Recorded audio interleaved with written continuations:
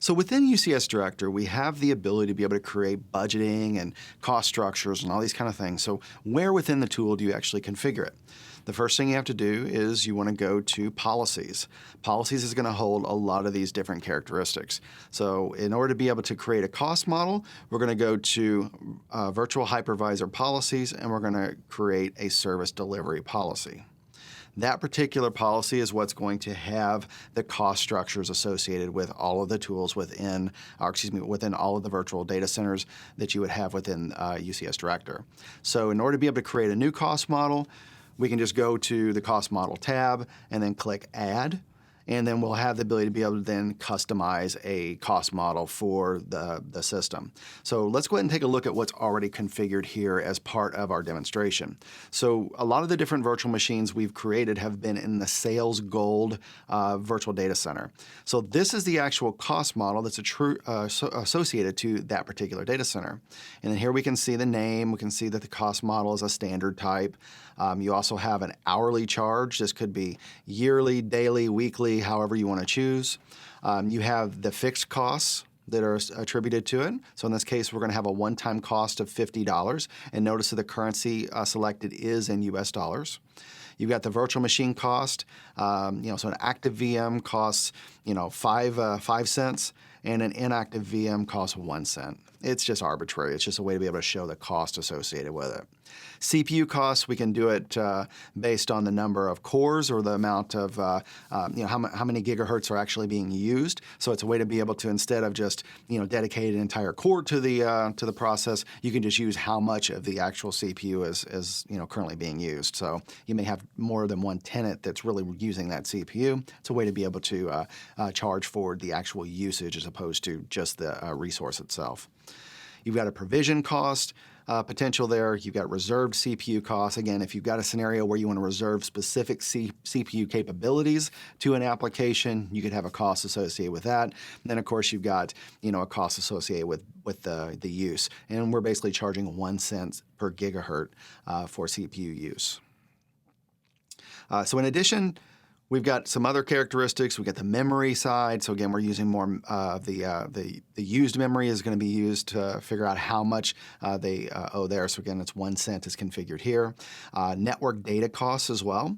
So this is showing you the transmitted and received. So we're going to charge for the transmit, but we're not going to charge for the receive, which is awfully nice of them. On the storage costs, you've got the committed storage cost versus uncommitted. So what that means is if you've got a situation where you have a thin provision virtual machine, but it can go up to, say, 100 gigabytes, which are only actually using 20, that's where that committed storage cost would come into play. The uncommitted means that I'm going to go ahead and charge for the full amount that it could be because I've got to plan for that capacity because there's a potential it could get up to that level. So that's why you have that differentiation between those two charges. On the physical server side, I can have a one-time charge there, as well as some other characteristics that I can charge for. In this particular example, we're not doing that. All of these different parameters you can modify.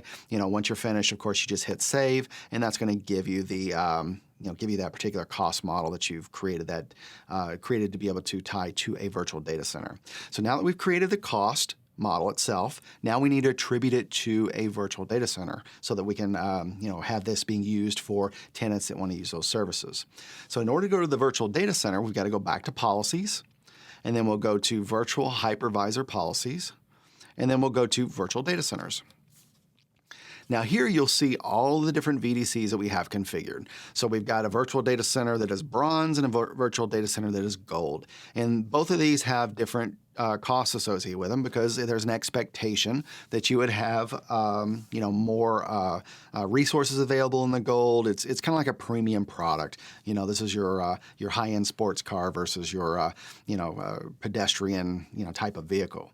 So in this situation, you've got the ability to be able to go in and add that cost model to the virtual data center. So if I wanted to choose to create a new one, I could create a new one here, but in this case, we're just going to edit the Sales Gold.